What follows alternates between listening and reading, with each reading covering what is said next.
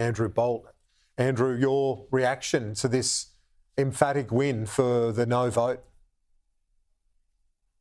Well, I don't know why there's been so many long faces tonight. I think this is a brilliant day for Australia, absolutely brilliant.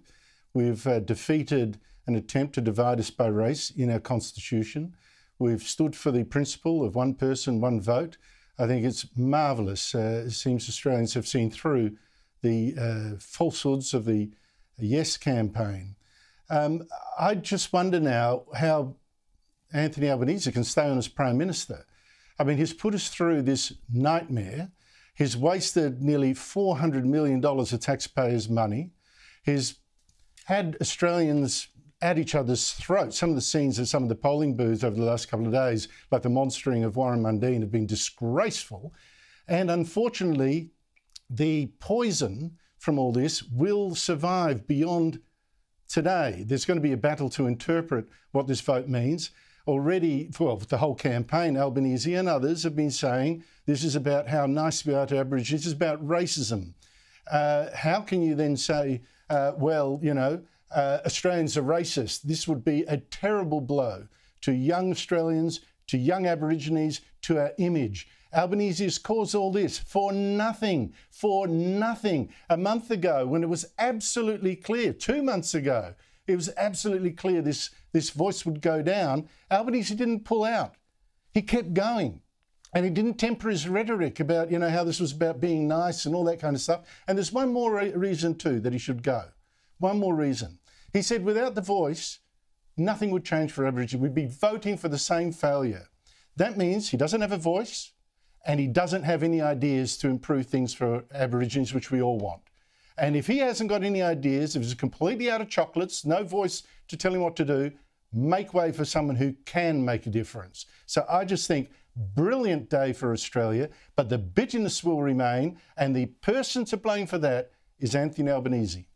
He says that he is honouring the election commitment he made, Andrew, and that he was, in his words, showing good manners in doing what he was asked to do by the Indigenous leadership. What's your take on that as we look at the numbers so much come in that to unpack. It's been rejected so clearly? Well, a stupid promise to make. The Indigenous leadership, seriously? There's someone on your panel who's Indigenous. He didn't want this voice. Warren Mundine didn't want it. Senator Jacinta Nampijinpa-Price didn't want it. It was self-selected activists who said this is what we want. It was an ambit claim.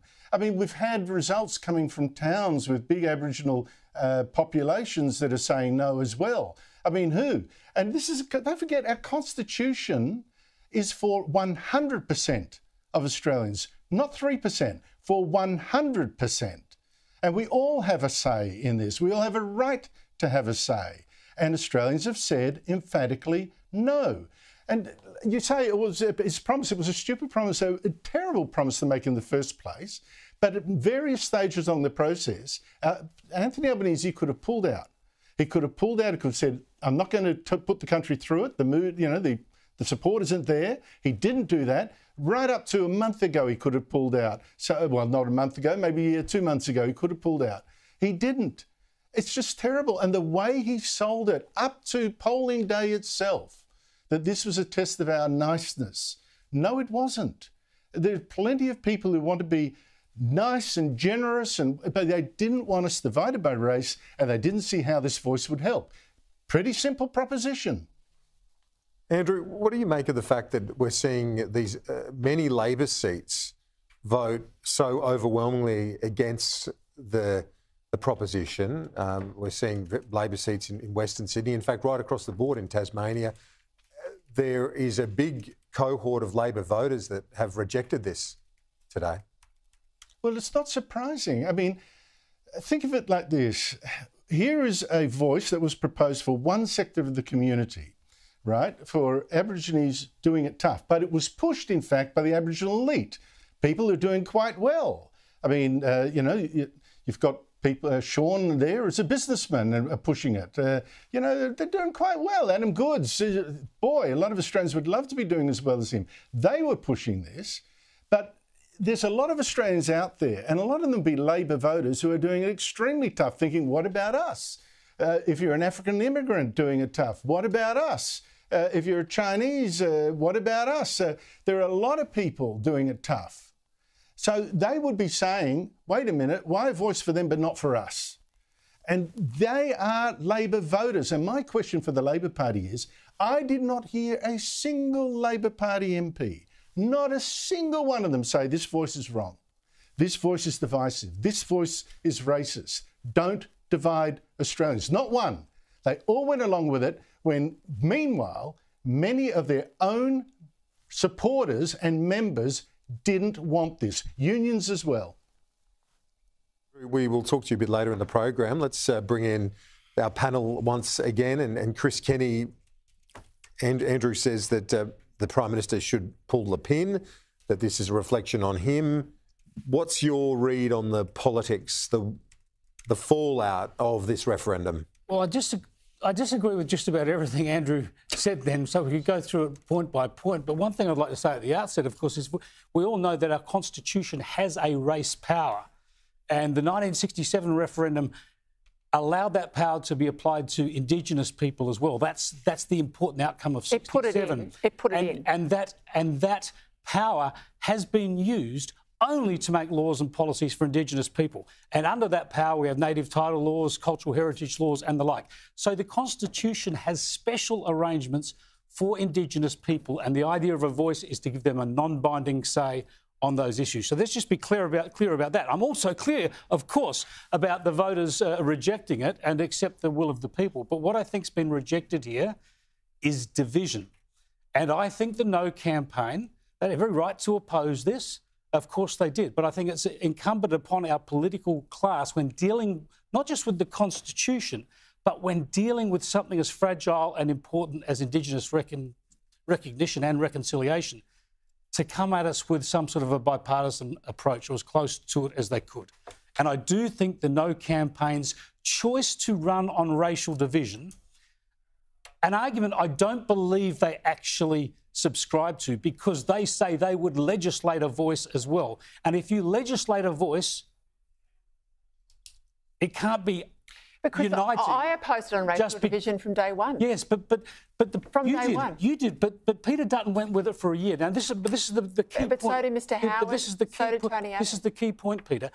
A voice to Parliament cannot be non-divisive because it's only legislated, and racially divisive because it's in the Constitution. It's the same I suspect thing. The legislated voice will die a natural death. Well, this is your point then. This is an so it was just a ruse, an empty promise. No, I don't know. I'm not in the party room, and neither are you. I mean, this. Well, it's what Peter Dutton's current policy. Let's see what happens tomorrow. But both sides of politics will look at this result, given how emphatic it is, and they will both have to now chart a course in the Indigenous policy area. That's where we are. We have a lot of Indigenous Australia being repudiated tonight in their aspirations.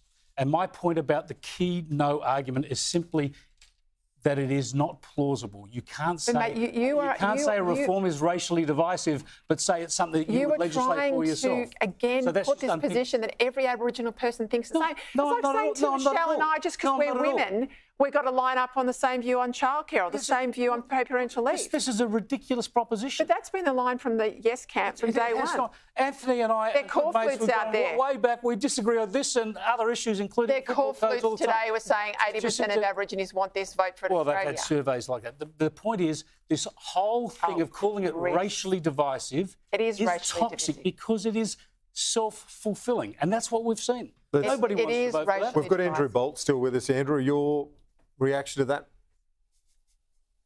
I find it astonishing that Chris is still running this thing as, oh, it's the No campaign that's racially divisive, as he tries to sell us still, despite the result, a racially divisive proposal.